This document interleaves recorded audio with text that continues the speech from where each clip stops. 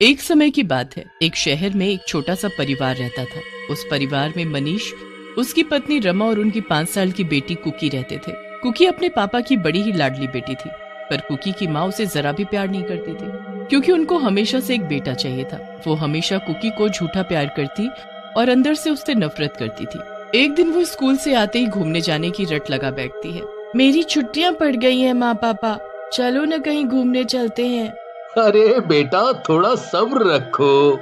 मुझे नहीं पता, अभी के अभी आप मुझे प्रॉमिस करो बस कि हम घूमने जाएंगे ही जाएंगे। अगले दिन मनीष के बॉस मनीष को किसी काम से हिमाचल से 50 किलोमीटर दूर किसी काम से भेजते हैं।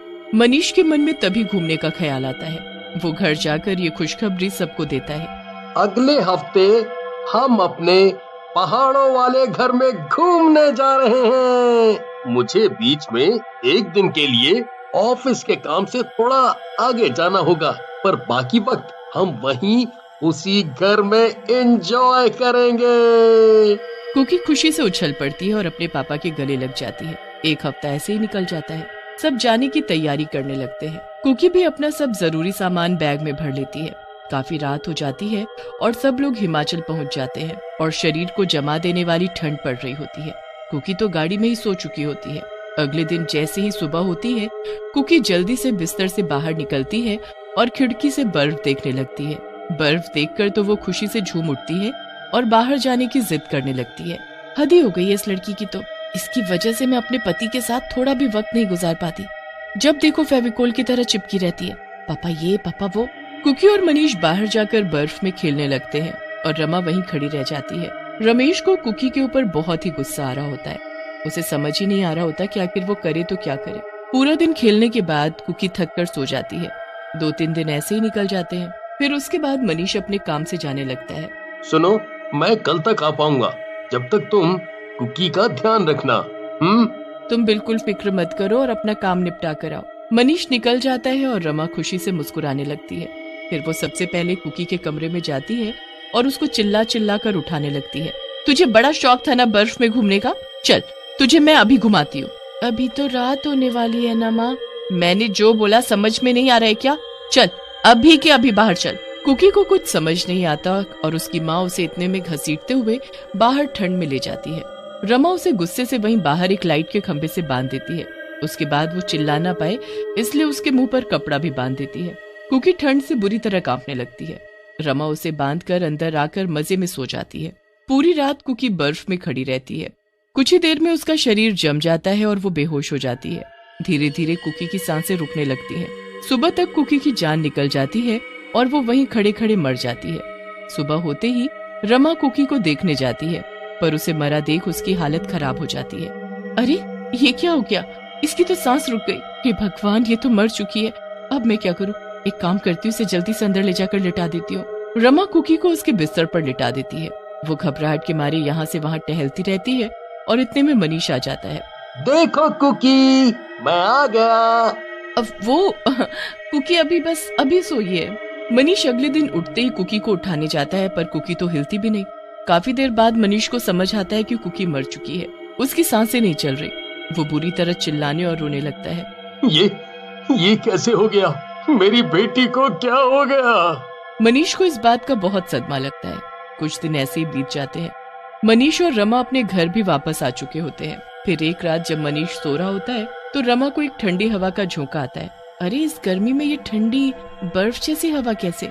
रमा उठकर देखती है तो नीचे फर्श पर बर्फ ही बर्फ पड़ी होती है। रमा अपने कमरे में बर्फ देखकर हैरान रह जाती है। इतनी गर्मी में ये बर्फ कहाँ से आई? रमा उस बर्फ को देख ही रही होती है कि तभी उस बर्फ से एक चुड़ैल बच्ची निकलकर उसके सामने खड़ी हो जाती है। रमा उसे देख जोर से चिल्लाती है, चुड़ैल जल्दी उठो मनीष। नहीं छोड़ूंगी तुझे, अब तू नहीं बचेगी मुझसे। रमा की चीख सुनकर मनीष जल्दी से उठ जाता है और रमा को पसीने में तर देखकर उससे पूछता है तो रमा डरते हुए सामने की तरफ हाथ करती है। वो चुड़ैल। कहाँ है चुड़ैल? क्या तुम भी बच्चों की तरह सपना देखकर डर जाती हो? नहीं मनीष, सच में वहाँ चुड़ैल थी और पूरे कमरे में बर्फ ही बर्फ। रमा वापस सो जाती है और फिर अगले दिन हमेशा की तरह मनीष के ऑफिस जाने के बाद रसोई में खाना बनाने लगती है।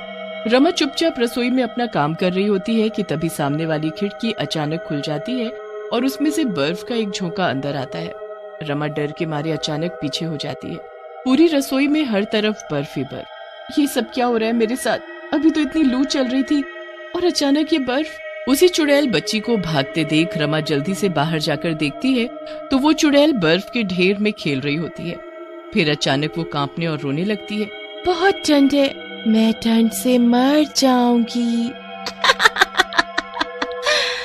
ऐसे ही मरेगी तू, ऐसे ही ठंड से तड़प तड़प कर। कौन हो तुम? मुझे क्यों परेशान कर रही हो? मैंने आखिर किया क्या है? तूने मेरी जान ली है। मैं कोई और नहीं बल्कि तुम्हारी बेटी कुकी हूँ। चुड़ैल नहीं, तुम्हारी बेटी हूँ जिसे तुमने मार डाला। अब मैं अपनी मौत का बदला लेने आई हूँ और अपना बदला लिए बिना मेरी आत्मा को शांति नहीं मिलेगी। नहीं नहीं, ऐसा नहीं हो सकता। तुम कुकी नहीं हो सकती। नहीं नहीं। रमा वहाँ से भाग जाती है और सीधा अपने कमरे में जा छुपती है। उसे कुछ समझ नहीं आ रहा होता कि वो करे तो क्या करे, क्योंकि वो ये बात अपने पति को भी नहीं बता सकती थी। रमा हर वक्त डरी रहती है और मनीष के आने का इंतजार करने लगती है। मनीष रमा को देख उससे पूछता है तो वो घबराकर जवाब देती है, वो बस कुछ नहीं, वो बस मैंने रात को जो सपना देखा था ना, उसी से डरी हुई हूँ। क्या हुआ माँ? सच बताने में डर लग रहा है क्या? चुड़ैल, बचाओ बचाओ, मनीष मनीष मुझे बचाओ, मुझे इस चुड़ैल से बचाओ, ये मुझे मार डालेगी। क्या हुआ रमा? आखिर तुम्हें हुआ क्या है? वो चुड़ैल वो मार डालेगी मुझे बचा लो मनीष। मनीष रमा को तसल्ली से कमरे में ले जाता है। रमा अभी भी डर से कांप रही होती है। जैसे तैसे रमा सोने की कोशिश करती है पर उसे हर वक्त ठंड लगती रहती है।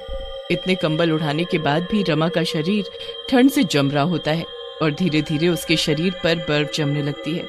मनीष उसकी ये हालत देखकर बड़ा ही परेशान हो जाता है। कुछ तो गड़बड़ है रमा।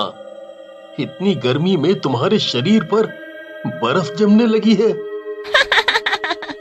बस कुछ समय और, सुबह तक तुम भी मेरी तरह तड़प तड़प कर मर जाओगी।